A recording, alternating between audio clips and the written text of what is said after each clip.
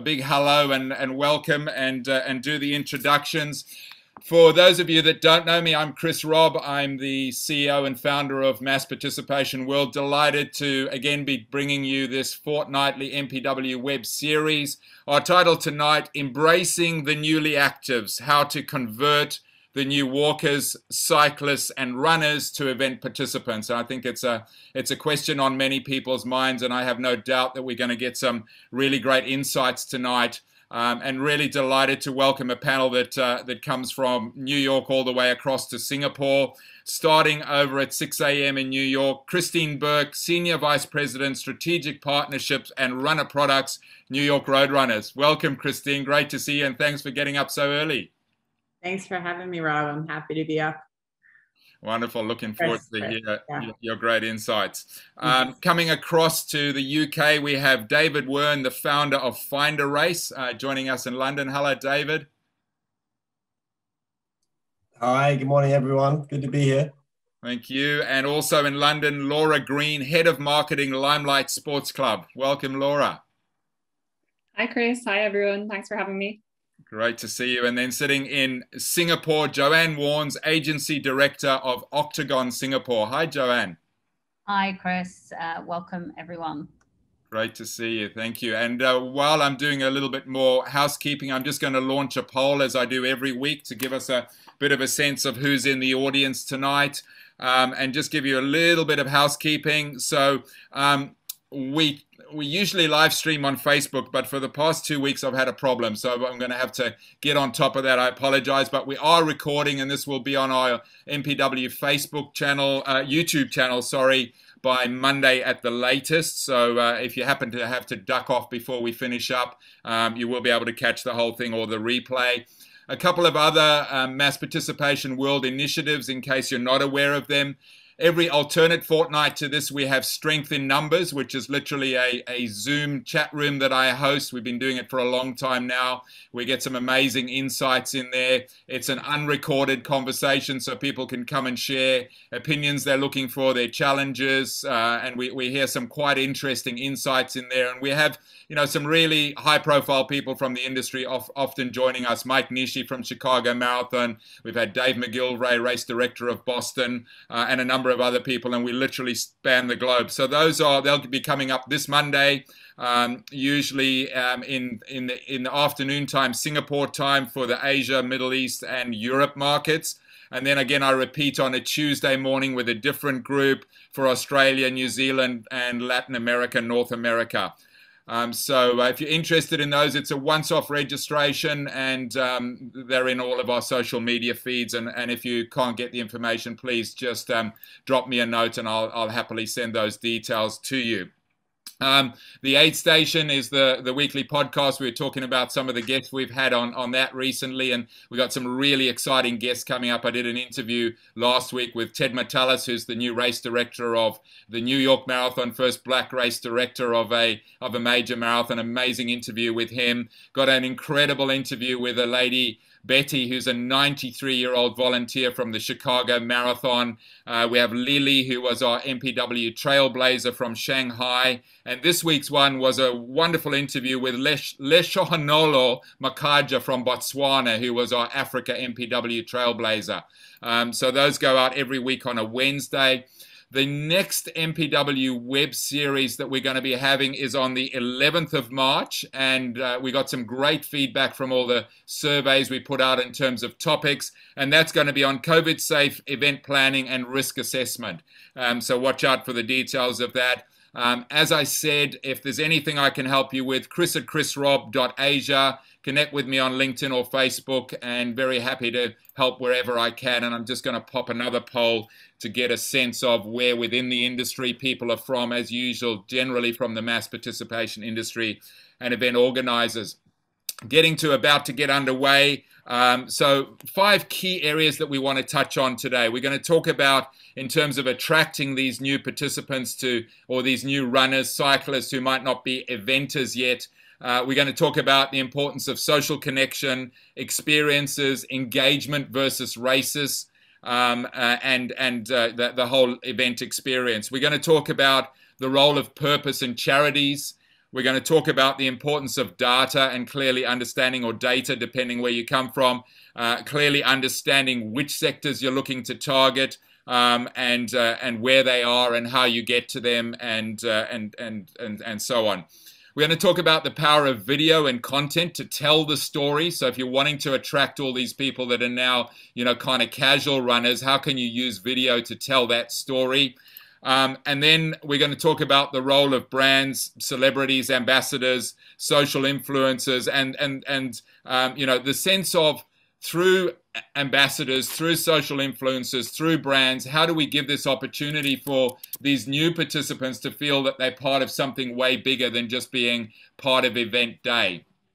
So enough of the intros, time to get into the meaty discussion. And I'm going to start by heading to our earliest riser over there in New York, Christine. And I'd love you to give a bit of a sense about this whole intimidation of racing. How do we bring these people who might be first timers in, the all-important emphasis of social connection, people who haven't been able to connect with people? What are some of your thoughts on that, please?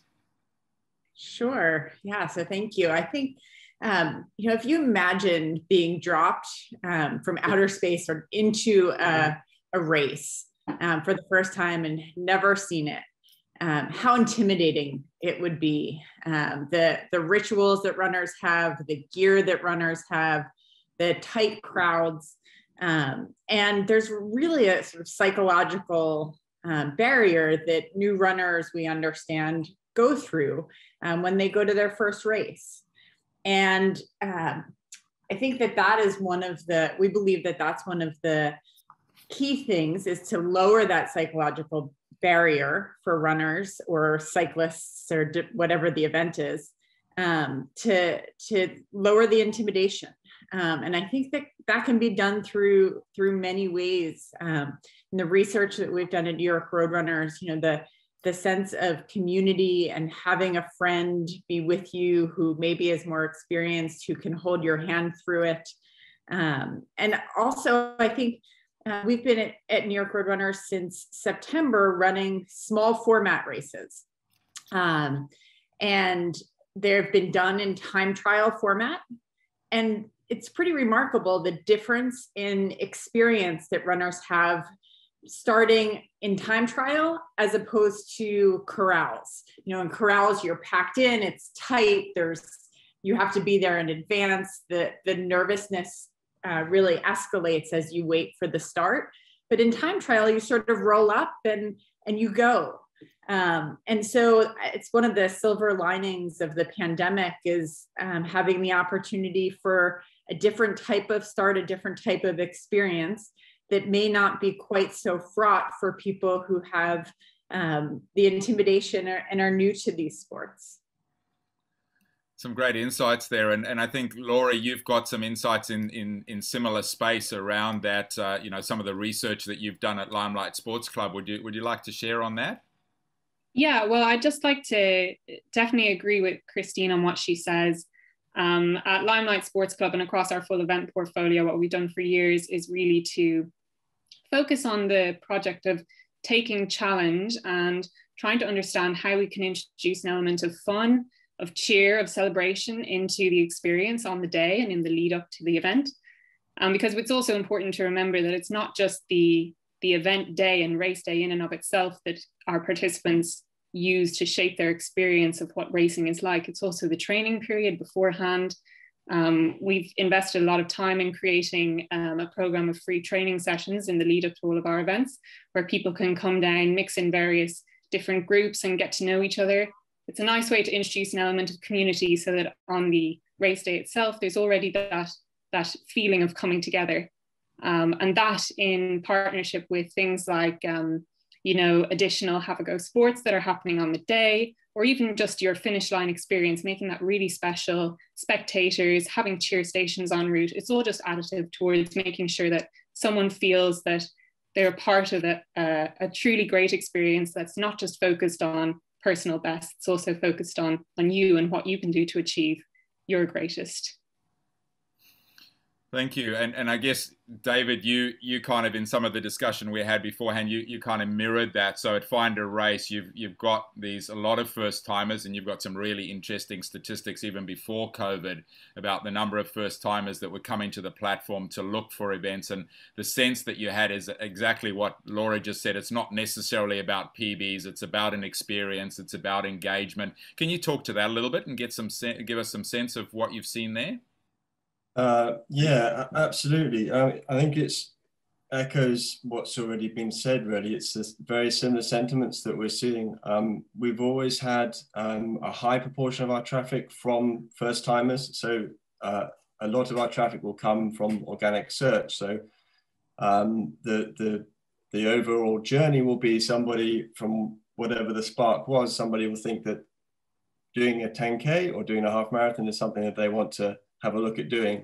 And that will manifest itself, if you like, in a Google search. So they'll jump onto Google and they'll put in 10K near me. And more than likely they'll end up on a marketplace like Find a Race. So 90% of our audience are first time new users that we haven't seen on the site before. And that's gone up over the last 12 months. So it's already high, it's now even higher. So in terms of where this new audience is, that's, marketplaces are clearly an area that everybody's coming to, which makes sense because they're people who don't know what event they want to do. They just know that they want to do an event. So we kind of see our role as nurturing that person through from having the thought that they want to be a part of this, that this is for them, to kind of serving them with an experience on site that connects with them, that they can relate to. They think, yes, this is for me. All of these ways that we've talked about, lowering that intimidation, those intimidation factors through imagery, through video, through showing not just the Vaporfly guys at the front of the pack, but showing the middle pack runners as well. And really about encouraging this participation, lowering the competitive feel to it. So again, not about PBs, not about split times, no jargon, just about coming, enjoying it, saying you're up for it, and really kind of pushing the experience that's to be had and how memorable that can be.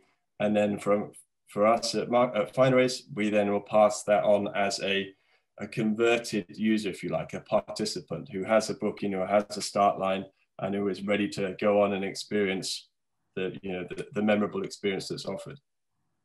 Yeah, so that whole... And just to build on what David has said there and give some insight into what we've seen in the data in previous years for customer acquisition, for underrepresented audiences in mass participation, for example, under 25s, younger audiences, would have seen them mainly coming through via word of mouth and via friend referrals. And definitely, say, between the ages of 25 and 44, mixed ability female runners would be coming through via social media. Then you get to kind of age 45 plus, and everyone who comes to run with us, a majority of them will have been retained from previous years. So if you're looking at that new customer acquisition funnel, I will be really interested to see, as we come out of this period of lockdown, how that changes and how discoverability of mass participation changes. As through David says, people will be actively searching for these event experiences. Thanks for sharing that. And, again, we're going to talk about data in a little bit more detail later, but great to share that. Joanne, coming to you, and I think, I'm excited to hear maybe even a slightly different perspective, because Octagon works across a lot of sports and obviously work with brands like Standard Chartered, who have a marathon portfolio, but obviously their Liverpool sponsorship and so on. And I'd love to get a bit of a perspective from that whole intimidation. How do you communicate that? How do you share that opportunity for people to come and have a journey that's not about racing? And I ask the question a lot. I still see in many parts of our industry, we call these events races, and I'm wondering, as we move past here, how many people are we pushing away rather than attracting? And I'd love to get your sense as a relative outsider, if I may, to get your sense of that. Yeah, I mean, great sort of question, and all of the observations I think that have been shared so far are absolutely sort of true. When I look maybe from like a brand perspective, those that are involved with sort of mass participation and how brands are starting to think about how they engage the broader audience. And yes, of course, you know, to start with, it's about that sort of association, but then it's the drilling down in terms of, you know, who do they want to connect with? What is the story that they want to share? And how do they want those consumers to experience the event of which they were sort of a part of? And one of the things a lot of brands and more brands are doing is definitely looking into that employee engagement piece as part of their partnerships, and that the realization around, you know, the power that a brand can have in terms of drilling in and bettering and improving kind of the wellness capabilities. And I think this is where kind of mass participation can play a role, particularly for brands and businesses, is that mass participation isn't necessarily just about the running, the cycling, the swimming, etc., but it's all the other factors that it manifests and can bring with that as well. Because if you're physically well, then you're mentally well, and so it's the other attributes that I think that for first timers, that certainly from a brand perspective, you can create a very different narrative and play in a very much more holistic space as well. I love that. I would love to just share an example to build on what Joanne said about employee wellness programs, just to use an example of the title sponsor of the New York City Marathon is TCS.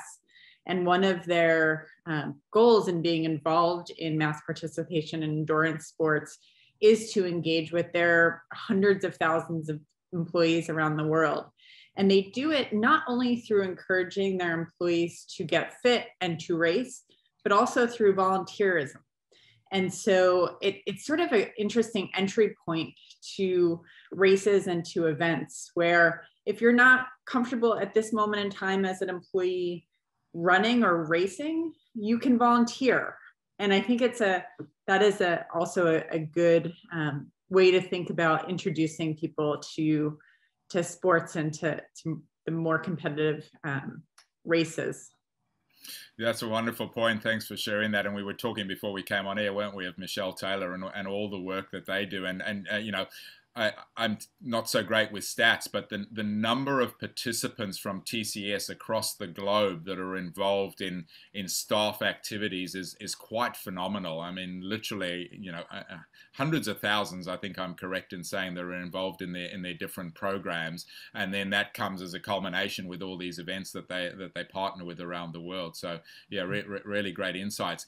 Let's thanks for those insights. Shall we move? I think, you know, one of the things that I'm seeing more and more that's coming out of the pandemic is more purpose-driven organizations, the role of charities, the impact that it's had on charities. Many charities lost a huge amount of their fundraising abilities because they're linked to mass participation events.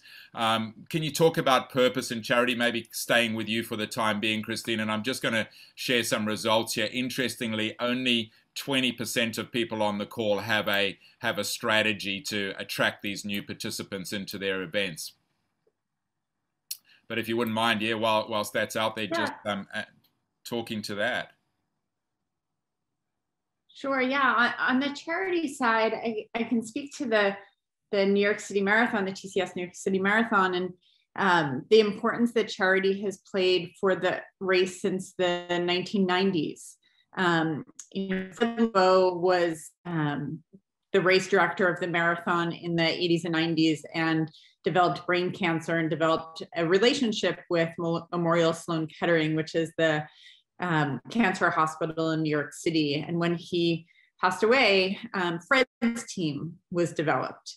And that was really the first time where there was a marriage between fundraising at a race for a nonprofit or for an institution.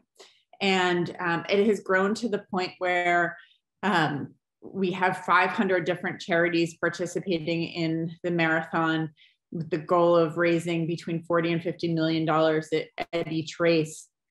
And I think that what the charities do is give runners a why. You know, Simon Sinek, the social psychologist who speaks more on sort of workplace why, but the principles really apply to racing or running as well. And if you have a why behind your effort, it can really make a difference to getting you out the door.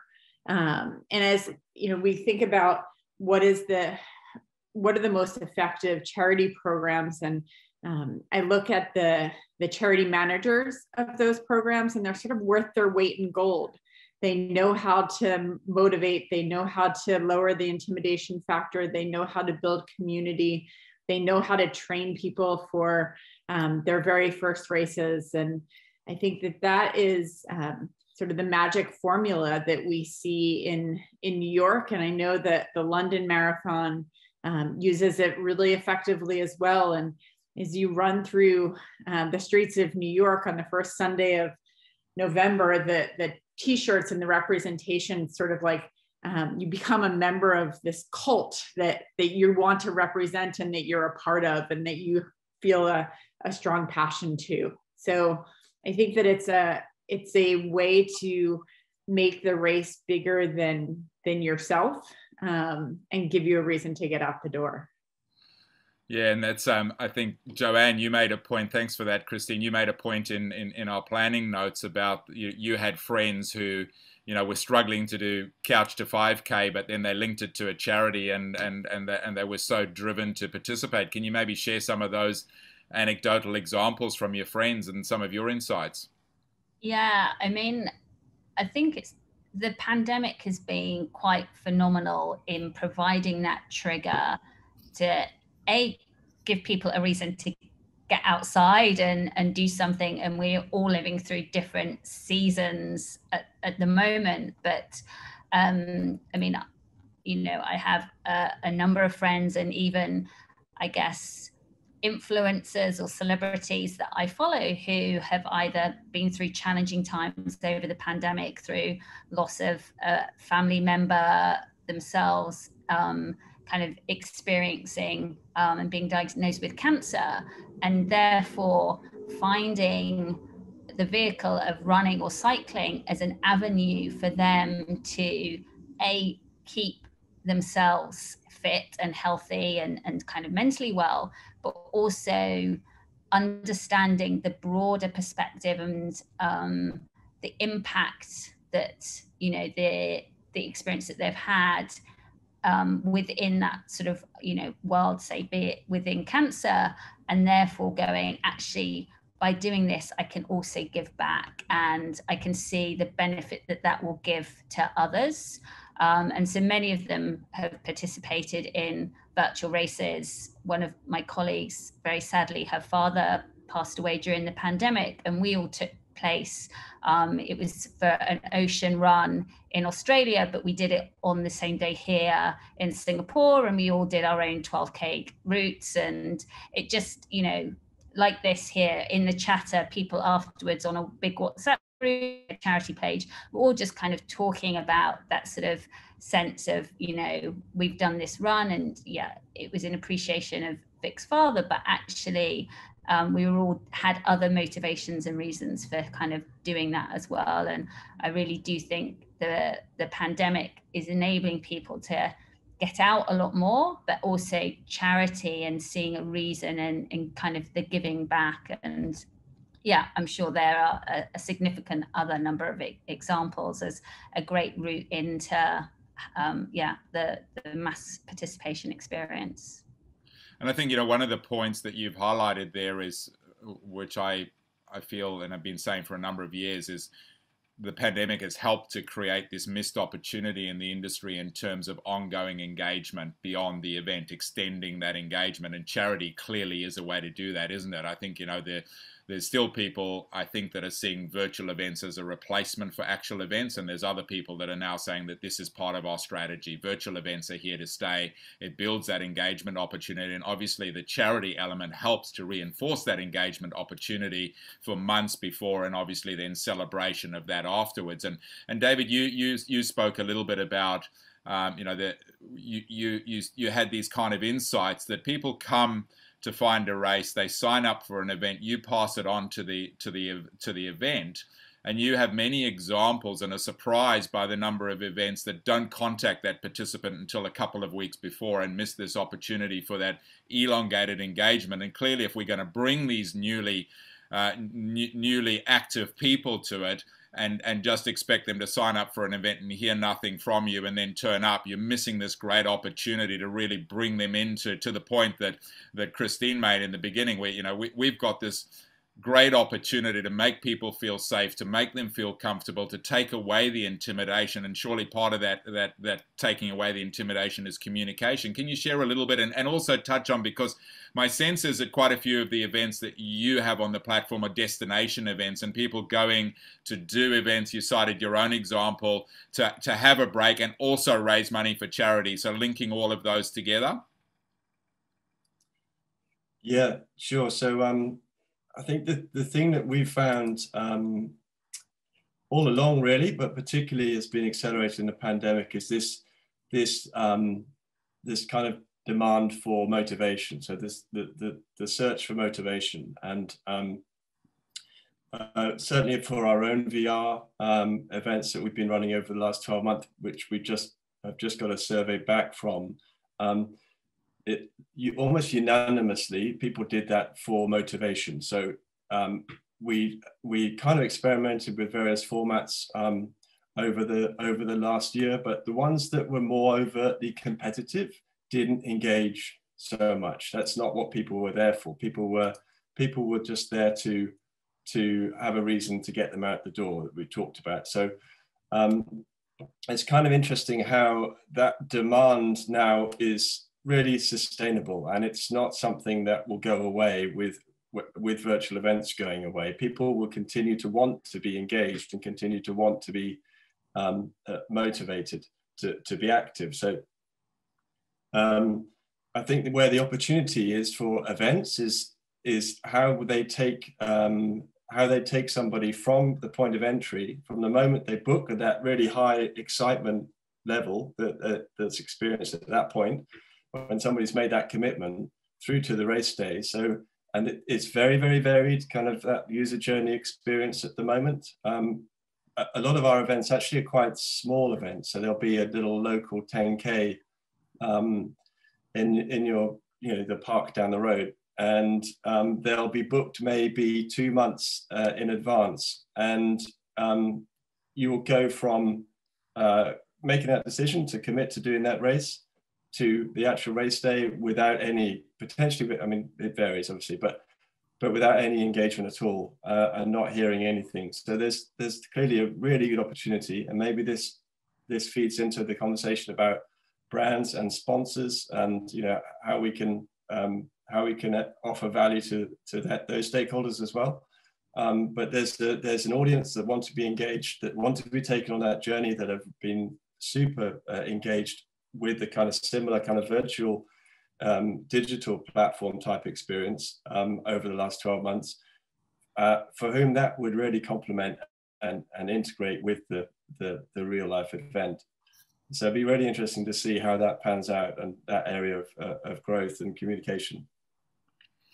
Thanks, David. I'd love to add to what David just shared. I think that there's both the journey to the event, but sometimes I think that the journey after the event is of equal importance, and is also sometimes a missed opportunity. So the event happens and ends, and that's a whole new audience that you've attracted, and that you've spent months building that relationship.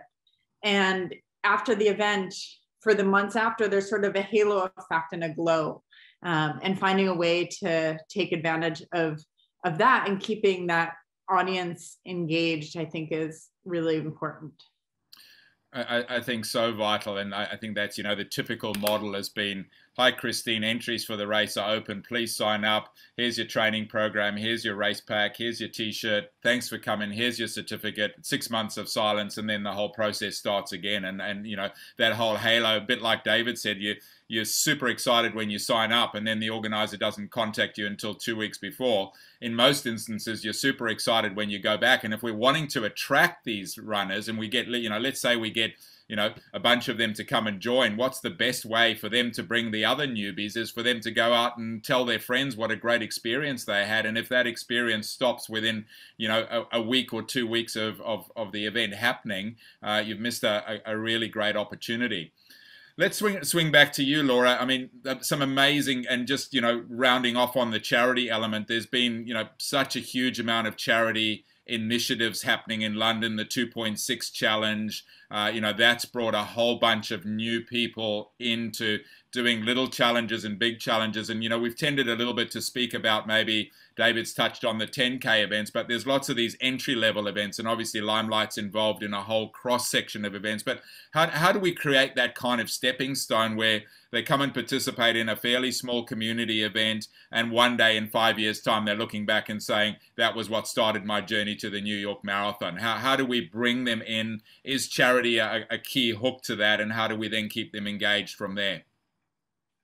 Yeah, I think that I firstly agree with everything that has been said, and it reiterates exactly what we've seen in our own findings also.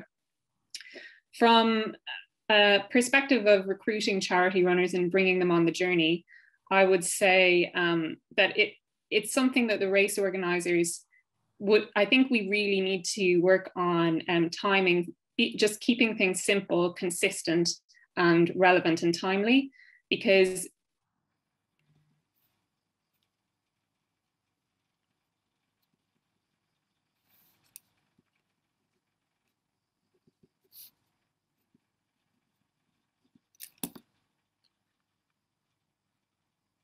social campaign, like we were doing virtual challenges that are either just rolled out through social media or are just on our ticketing platform in a fairly accessible, low barrier way. So we want to just make sure there are constant opportunities for people to sign up to something new each month, dependent on what their calendar looks like.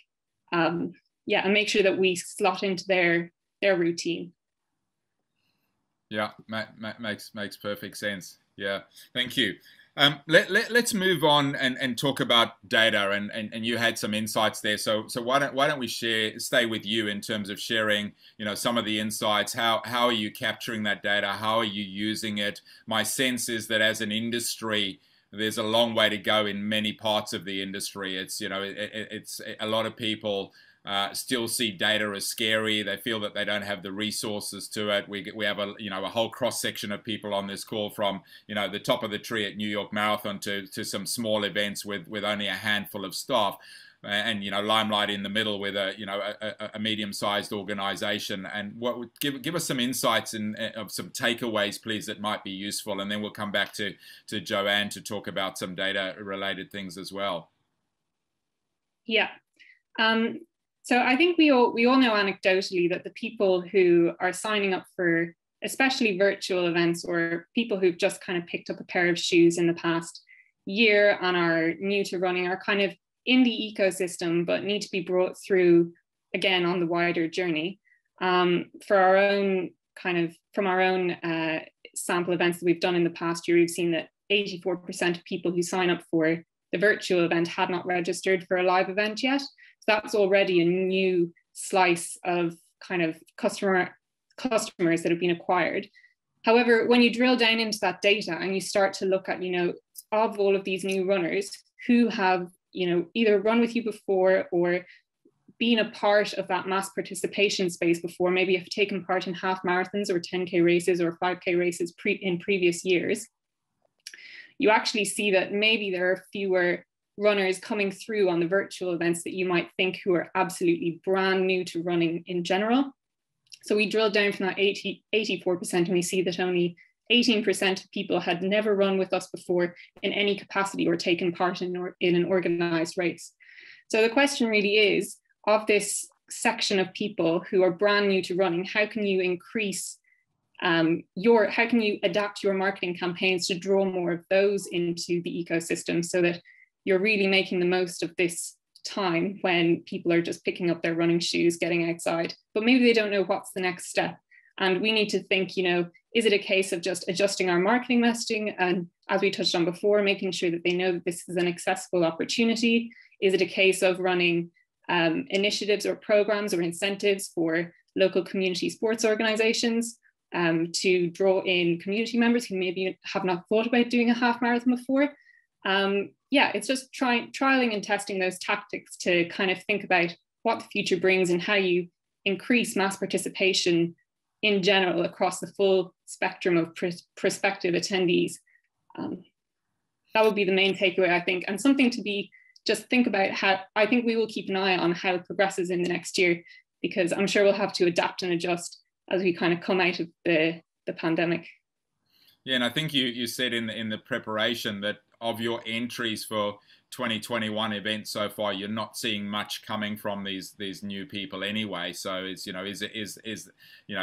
like you say, is that tweaking your marketing message? Is it going to a different place? You make a great point about what's the opportunities here to tap into new communities, underprivileged communities, people that can't typically afford, because the reality here is that in a running event, particularly, barriers to entry are pretty low. So if we're in a position where we can go and target someone that's got a pair of shoes and help them out, and again, it links back to purpose. I think that this industry has this amazing ability as we move forward here to make massive impact on health and well-being and all other elements of community. And it takes a bit of that kind of lateral thinking, which you're talking about. And on that, why don't we come across to you, Joanne? I'm interested to get your take on data, and also to kind of segue into some of the things you shared in preparation about the opportunity to talk about influencers, which you've touched on before, ambassadors, building that story through the brand partners that you've spoken about before as well, and how might they be able to help from a data perspective? My sense, again, in the industry is that quite often the smaller businesses are terrified of the data, and it's like, if we share our data with someone, they're going to steal our data, and under all of our privacy data protection and everything, are there maybe opportunities to collaborate with your partners to make sure you're getting the best out of data? So you don't have the resources, but how about working with one of your sponsors who might have, to create data that's going to be valuable to everybody?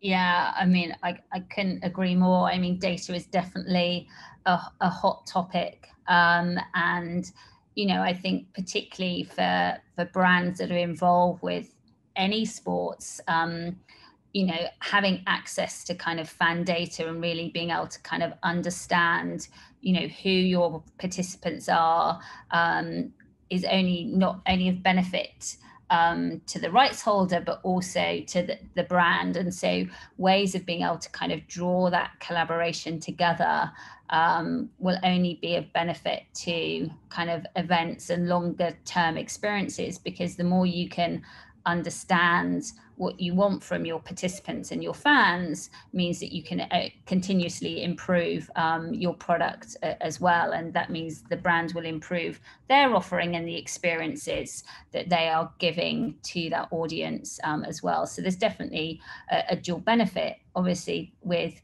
all of the, like you said, the data privacy pieces, there are many kind of loops and hoops that have to be sort of jumped through to make sure that the right sort of parallels are in place to enable data to be shared, in the right manner, and used in the right way as well.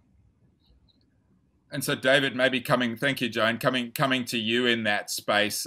You've obviously got access to you know, a lot of kind of generic data rather than specific to each individual participant that you're able to share. How do you see event organizers in that space? Are they coming to you and saying, hey, can you help us to understand that? Are they utilizing, you know, what's available to them, particularly in terms of being able to target these new participants that are coming and looking at your site, going to the places where they're hanging out? So you shared that, you know, they'll go and do a Google search, new event near me, and they come to you. How are there ways that event organizers who are wanting to tap into that in a bigger way might be able to leverage that opportunity?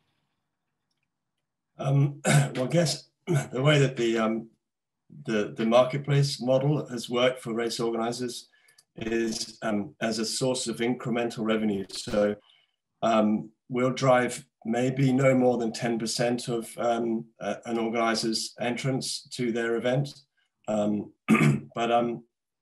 that will be all new audience that they won't have seen before, and we'll then that will then be their audience going forward, and they can continue to market and engage with them and see repeat bookings from them, while we'll go away and pull a new audience through. So it works very well in that way, as an additional marketing channel for an event. So along with PPC or paid Facebook or whatever you're looking at, a marketplace will sit alongside that in the marketing mix.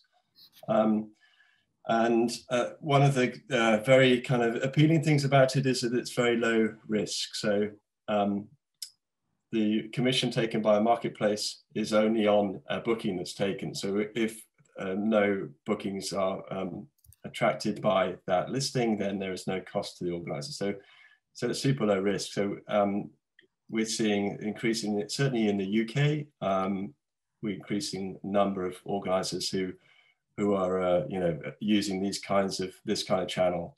But yeah, we've seen just a little bit more data to share from what we've seen from this new audience during the pandemic. Some very sort of general demographic shifts.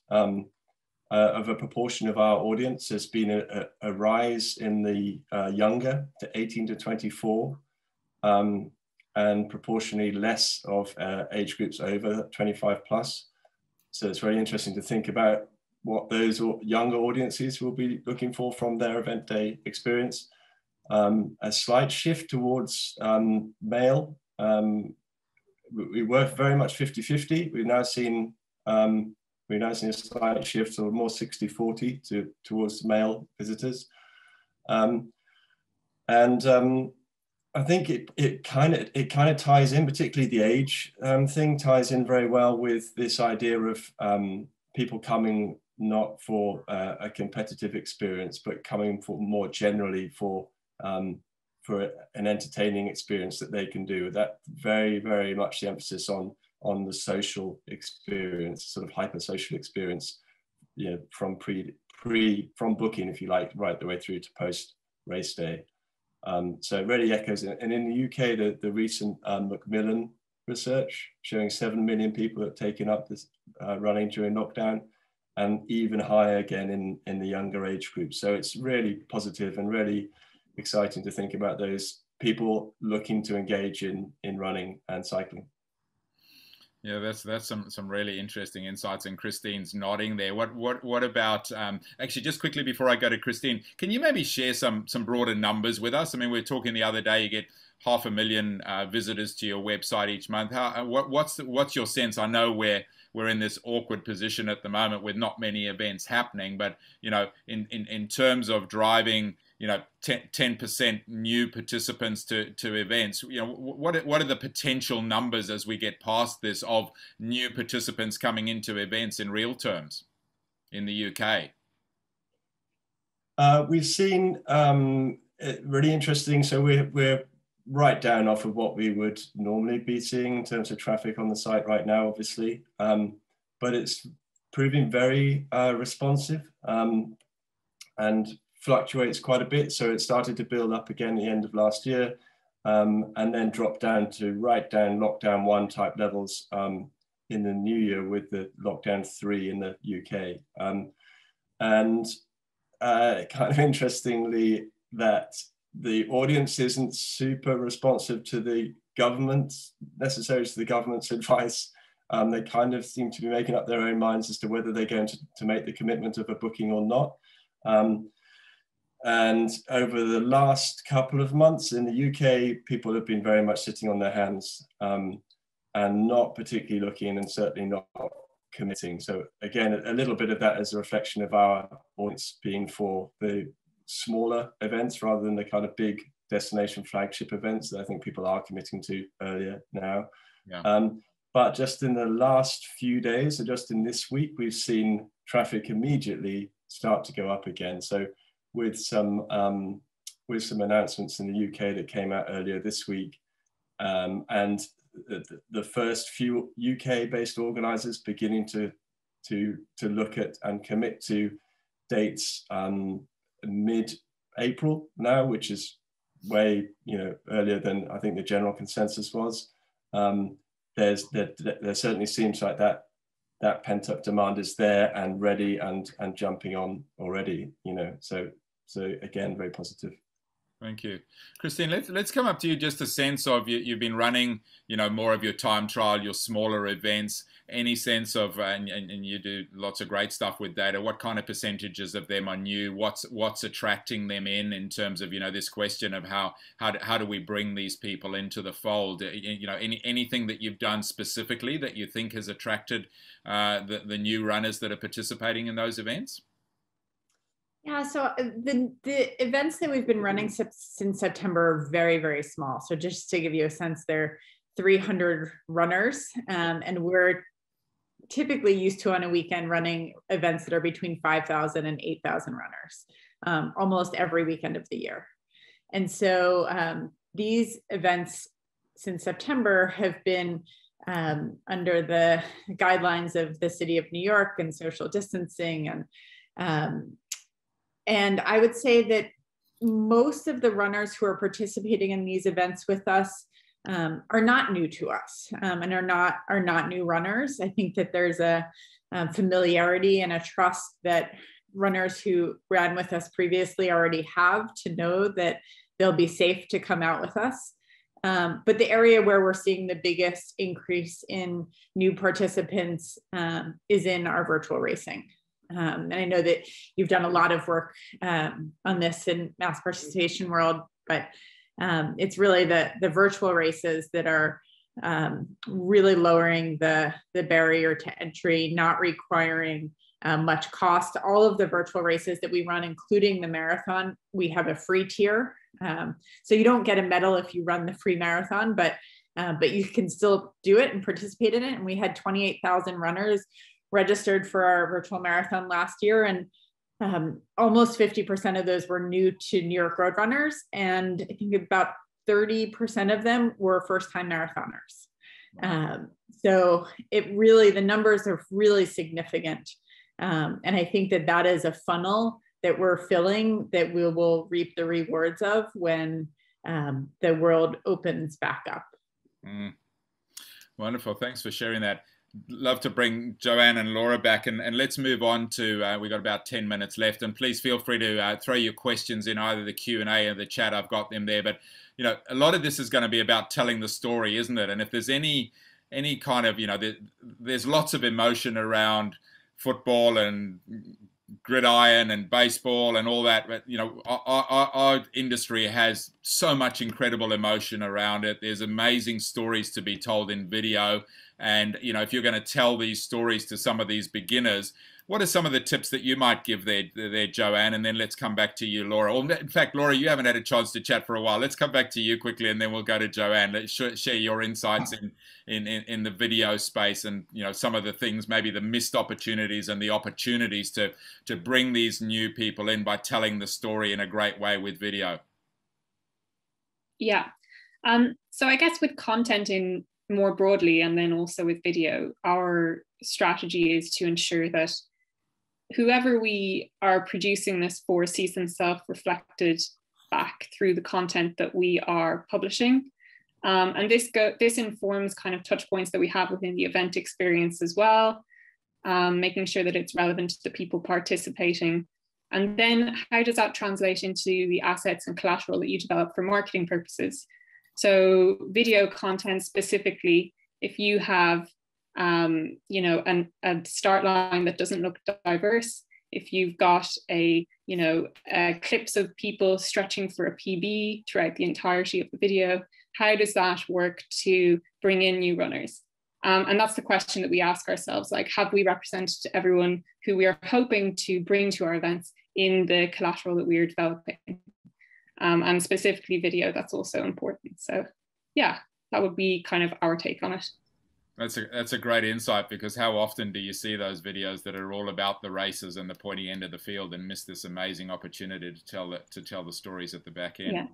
Joanne, it's important to represent people who are striving for a PB, and it's certainly not something that we want to, you know, eliminate, because there are a significant proportion of people taking part in the events who are there for that primary reason. But we just recognize that there are many people, and especially as we think about these new runners, who won't fit into that category. Absolutely, and you bring them through, and ultimately in a few years' time they might be the people that are striving for the PBs, but if you don't give them that opportunity to put the first foot on the start line, so to speak, they might never get there. Joanne, obviously lots of experience around storytelling, and you know, lots of award-winning people in your agency around, you know, other sports and marathon. Some insights and some tips around video and the storytelling element of it, please. Yeah, I mean, just to build on what Laura said, I mean, the demonstration of the accessibility and actually the enjoyment factor that people have. So yes, you might see that sort of the tension and the anxiety at the beginning, but that emotion of the completion part is all part of that narrative, and that overwhelming sense of, yeah, what I have achieved, and be that from someone that's run their first kilometer to someone that's run and completed their first marathon. And then, like you said, the individual stories that you can build beneath that, because every runner or participant, even at the elite level, will have an interest. Like, not everybody has started out being, you know, the fastest from childhood. You know, it's all about, you know, the training that they've gone through, and yeah, the elements that they've also sort of have to sort of overcome. And we don't work with this brand at all, but On Running, for me, particularly in the last sort of 6 to 9 months, is actually producing some really interesting content around some of the runners that they are now supporting, and their backstories, and, you know, women that have had sort of children early on and are now elite athletes, and all of the things that they do to kind of overcome, you know, their challenges to still be at the top of their game, but still ultimately very relatable to that sort of broader audience. And, you know, there are other brands just generally who, one's an American brand that I'm a big fan of, which is Athleta.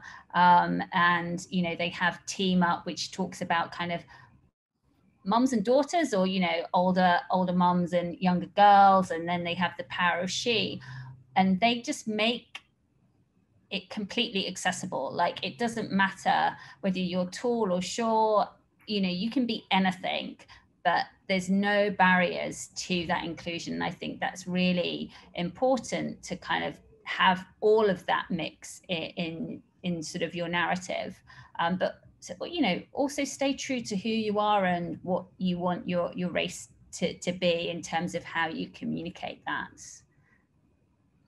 Wonderful, thank you. We've got a couple of minutes. There's not any questions in here at the moment, so why don't we just go? I've got a couple of key points, and then I'm going to going to come back and just give each of you one key wrap up point. I mean, a couple of the things that have stood out for me in my notes here. David's interesting point that many of the people were signing up for motivation, and the sense of him seeing that continuing.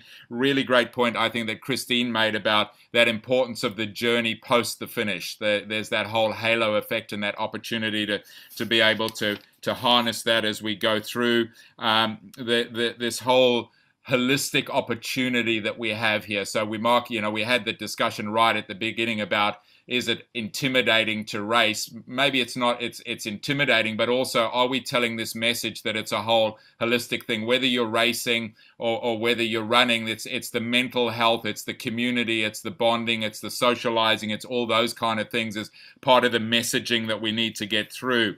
I love the point about the volunteering, so the TCS case study and that opportunity that, there might be a volunteer one year, but in a couple of years' time, they might be a runner or a cyclist or whatever, and they might bring a family or a friend as a part of the fact that they're being part of it, that they're involved in that event. And then the video, and there's many more points I could have brought out, but I just love each person to have a final wrap. In terms of the video content, and great to see in the poll, which I'll just pop out there, that 79% of people on here already use video. 77% of people already use video. There's still 23% of you that I think have an opportunity. Maybe it's not relevant to you in your particular events, but telling the story, diversity, accessibility was the real point that was made there. Important to get that person that's striving for the personal best, but the opportunity to tell the whole story, diversity from every aspect, from whether that might be gender, whether it might be race, community, and that the diversity of the pointy end of the field through to the walker at the back of it. So coming back to the theme of how do we embrace the newly actives, how do we get them into the events, and it seems like there's only 20% of people on here that have a strategy. There's probably lots to be learned still, but if you had one key tip as a wrap that you'd like to give to people that are here on how they embrace and bring those new runners into real events, what would it be? And let's start, if I may, with you at the top of the screen as I look at it, Christine. Sure. I love the point that Joanne and Laura both made on our last question, which is around, was around video, but around representation. I think you have to see it to be it. And I think that is so important. And one of the things that I thought of as it relates to video is that video can be intimidating to produce and expensive to have highly edited and produced videos, but we are creating through TikTok and through Instagram stories a generation of videographers. So my suggestion would be tap into sort of the 20-somethings who are doing this video content development on their own, and lower your own barrier to the cost of production of video content to show the world how special your event is. That's great insights. Thanks for sharing that. I was on a call on a panel a couple of weeks ago with Caroline Darcy, who's the global head of sponsorship and events for Standard Chartered.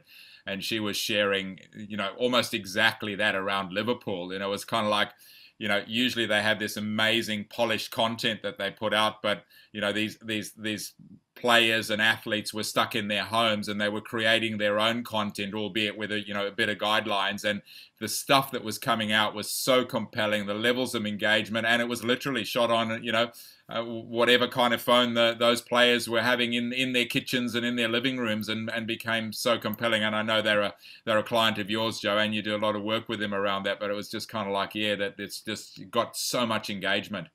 Let's come down to you, Joanne. What would your sort of sum up point be?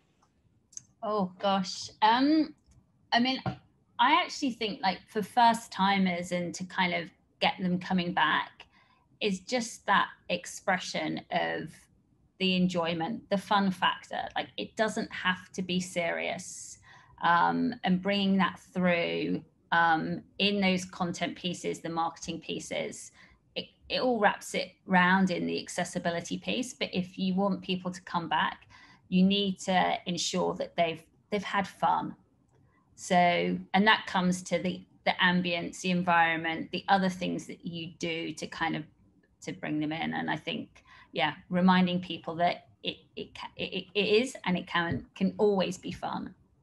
Yeah, great point. And isn't the world going to be looking for fun as we come out of this? It's you know, that's such a great point. Laura, let's come to you next, please. I would say as a roundup point that, well, what we will be doing is keeping an eye on the percentage of truly new runners in our database versus people who are returning to us from past years, but maybe trying a different event in our calendar, or potentially who've run previously as part of the wider mass participation kind of calendar and are now trying one of our races. So are you actually increasing your number of touch points with your current runners throughout the year and current runners in the space, or are you bringing truly new customers into mass participation, and how can you measure that? And then following on from that, I would be thinking about like what proactive measures can you take, either through developing new marketing messaging, new creative, or creating incentives for kind of under indexing participant groups to ensure that you are bringing in those new runners who have picked up the hobby throughout this pandemic. I love that, targeting the under indexing and targeting them specifically. Great insights, thank you, David. Lucky last. What would your key takeaway and tip be? I think really it's probably, you could break it down into two things that we've talked about. One being lowering the intimidation factor, and in the ways that we've talked about, just flipping the focus of what we are offering to be on the experience rather than on the competitive side of it. And two is building that engagement and really learning from VR, if you like, where, you know, real in-person events learn from VR and what people have valued from VR, and, you know, what those lockdown runners are used to and have come back for month after month. And now as we start to unlock, fingers crossed, you know, and we as an industry face more competition for people's leisure time, I think it's really vital that we can do that to make sure that the people who came for the lockdown stay for the long run, if you like.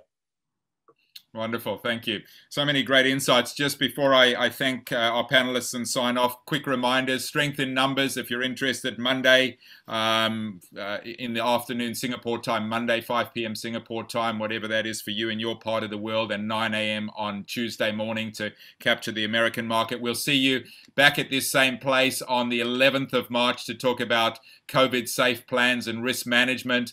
But I'd love to now wrap up and say a very big thank you. Joanne Warnes joining us from Singapore, Laura Green from London, David Wern from London, and a very early start, albeit now you can go and have your breakfast and maybe another coffee. Christine Burke, thank you so much. It's been a great panel, had lots of great feedback coming through. Really appreciate the insights and your time. Have a great day. And for all of you that tuned in, look forward to seeing you in 2 weeks. Thanks so much.